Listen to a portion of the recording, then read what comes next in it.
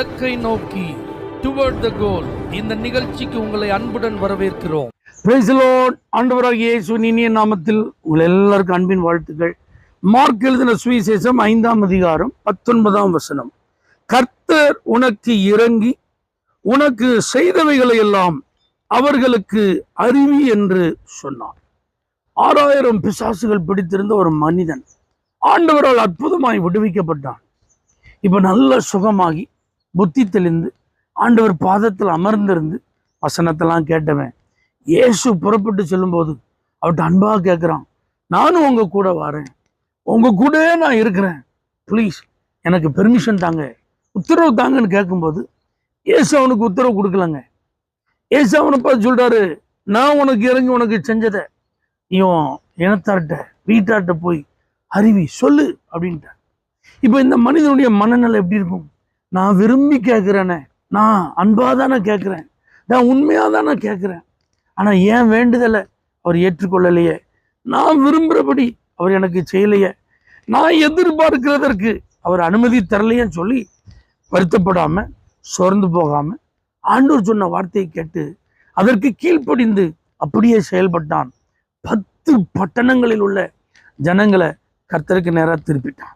தெய்வ பிள்ளைகளே, நம்மெல்லாம் விசுவாசத்தில் வளர்ந்தவர்கள், ஆவிக்குரிய முன்னேற்றத்தை கண்டவர்கள், ஆண்டவரோடு பல வருடங்களாக இந்த விசுவாச பிரயாணத்தில் நடந்து கொண்டிருப்பவர்கள்.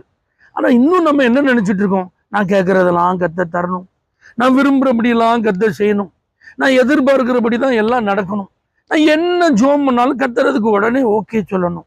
இப்படிதான் நம்ம நிறைய நேரத்தில் நினைக்கிறோம். ஆனால் ஆண்டவர் இப்படிப்பட்ட நல்ல முதிர்ந்த தேவ பிள்ளைகளாகி உங்கள்கிட்ட என்ன எதிர்பார்க்கிறார் தெரியுமா? அந்த புதிதாய் மனம் திரும்பி விடுவிக்கப்பட்ட ரட்சிக்கப்பட்ட ஒரு மனுஷன்டையே நான் சொல்றதை நீ செய், ஒன்று குறித்து என்னுடைய விருப்பம் இதுதான் அப்படின்னு சொல்லி அவன் கேட்டு கீழ்ப்படிந்து போய் ஆண்டவருடைய வேலையை செஞ்சது போல இன்னைக்கு நம்முடைய விருப்பங்களை ஆண்டவர் நிறைவேற்ற வேண்டும் என்று நாம் எதிர்பார்ப்பதை காட்டிலும் ஆண்டவருடைய விருப்பத்தை நாம் அறிந்து அதை நிறைவேற்ற நம்மை அர்ப்பணிக்க வேண்டும் என்பதுதான் நம்முடைய அருள்நாதர் இயேசுநாதருடைய விருப்பம். எத்தனை பேர் இதை புரிந்து கொள்ளுகிறீர்கள்? எத்தனை பேர் இதை உண்மைன்னு ஒத்துக்கொள்றீங்க? இன்னையிலேருந்து நம்முடைய நோக்கங்கள் மாறட்டும், நம்முடைய எதிர்பார்ப்புகள் மாறட்டும். அவர் தினமும் நமக்கு நன்மை செய்கிறார். அவர் நமக்கு வேண்டியது எல்லாம் தாராளமா தந்திருக்கிறார். இந்த இருக்கிற கொஞ்ச காலத்துல நம்ம வாழ்க்கையில் அவர் என்னெல்லாம் நமக்கு செஞ்சிருக்கிறார். நம்ம எதிர்த்த வீட்டு ஆட்களுக்கு அது தெரியலையே, பக்கத்தில் உள்ளவங்களுக்கு அதை அறியாமல் இருக்கிறார்களே, நம்ம வாழ்ந்து கொண்டிருக்கிற தெருவில் இருக்கிற ஜனங்களுக்கு இயேசு நமக்கு என்ன செஞ்சான்னு தெரியுமா? உங்க கூட படிச்சுட்டு இருக்கிற வேலை பார்க்குற நண்பர்களுக்கு நீங்க இந்த இயேசு உங்களுக்கு இறங்கி செஞ்சதை என்னைக்காவது சாட்சியா நீங்க சொல்லியிருக்கீங்களா? யோசிச்சு பாருங்க. இன்னைக்கு ஒரு தீர்மானம் பண்ணுங்க. ஆண்டவர் உங்க எல்லாரையும் குறித்து என்ன விரும்புறாருன்னா, அவர் செய்த நன்மைகளை நீங்க சாட்சியா அறிவிக்கணும். அவர்தான் தெய்வம் என்பதற்கு ஒரு உயிருள்ள சாட்சியா நீங்க செயல்படணும். ஏன்னா அவருடைய வருகை சமீபம்.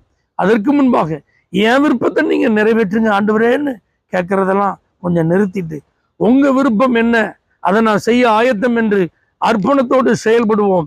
கர்த்தர் நிச்சயமாக நம்மை ஆசீர்வதித்து பயன்படுத்துவார்.